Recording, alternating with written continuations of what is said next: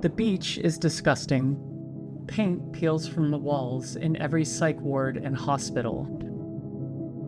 The responsibilities of the state are in obvious and constant decay. When our antagonist, Mamiya, iconically shatters his stool by bashing it repeatedly against a radiator, a thick layer of sediment rattles off the pipes above. It creates a dull drone, punctuated by small explosions and the rattling of pens and silverware. This problem isn't going to go away on its own. In an earlier scene in Mamiya's Silent Hill-ass cell, the storm outside fades and the raindrops seem to sonically map themselves out on the ceiling. When our resident psychologist walks as if commanded to this place, the soundtrack plays piercing, droplet-esque stings rising from the slow background drone. Our character's thoughts become more scattered, more hypnotic and dreamlike. Maybe I can hear it too. Maybe I am special.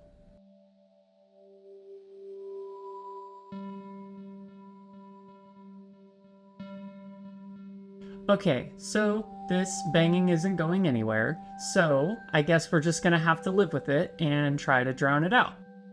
Our washing machines, music, YouTube videos to fall asleep to, we all share our own quiet comforts in our collectively shared hell.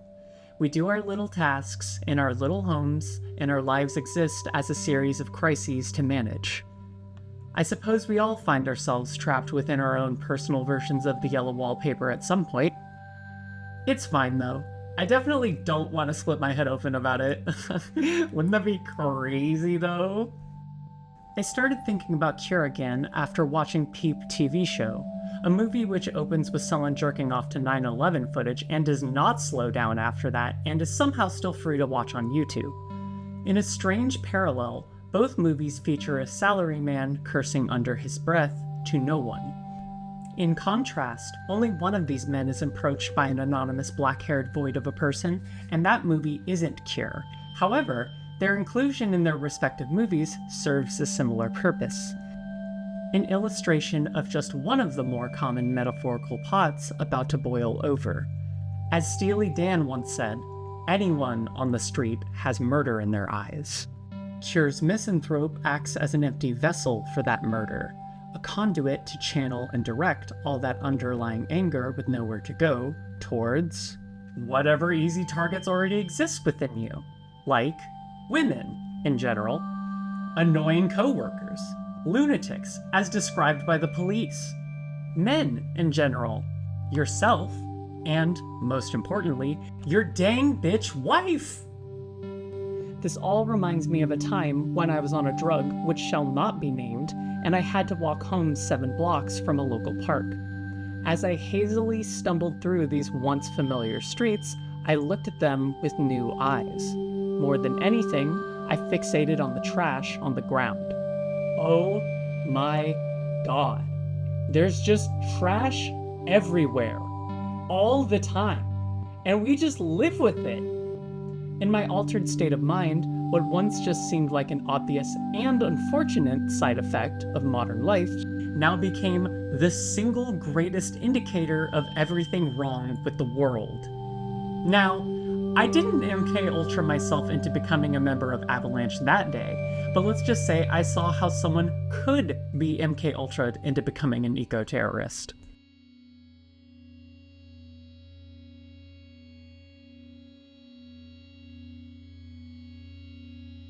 Cure's original title was translated as Messenger in the Criterion Blu-ray subtitles, or Evangelist if you're Wikipedia. The title was forcibly changed due to the sarin attacks on the Tokyo subway in 1995. As a result, the new title begs the viewer the question, the cure for what? If you're a religious cult committing bioterrorism on the subway, the answer is the same as it is for most fringe groups. A cure for some sort of spiritual alienation we all face. Or maybe whatever political enemies you have. The classic answer. In direct opposition to Cure's desire to distance a movie production from the 1995 subway attacks, we have Koreeda's 2001 film Distance, a film which follows the annual meeting of a group of people, all relatives to a different deceased cult member, following the group's poisoning attack and subsequent mass suicide.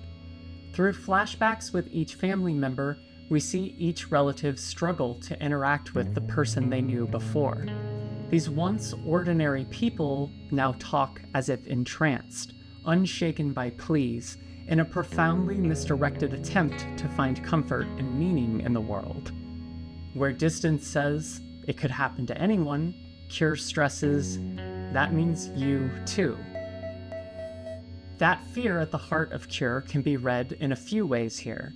In our most charitable read, it's the fear of being duped into becoming someone who is not yourself, someone representative of your worst impulses amplified beyond your control, the fear that you are not above taking the bait and falling for something. For the less murder-prone of us on the streets, it's the idea of coming face-to-face with the decaying social systems and continually replicated cycles of violence around us, and having that awaken an uncomfortable truth we can't turn off. And at worst, it's fully buying in and perpetuating the systemic violence, as if it's just the right thing to be doing. That is, as long as you get to be the one in power. And at the heart of all these fears lies our loud, banging, inescapable problem, an idea that seemingly appears from nowhere and won't go away.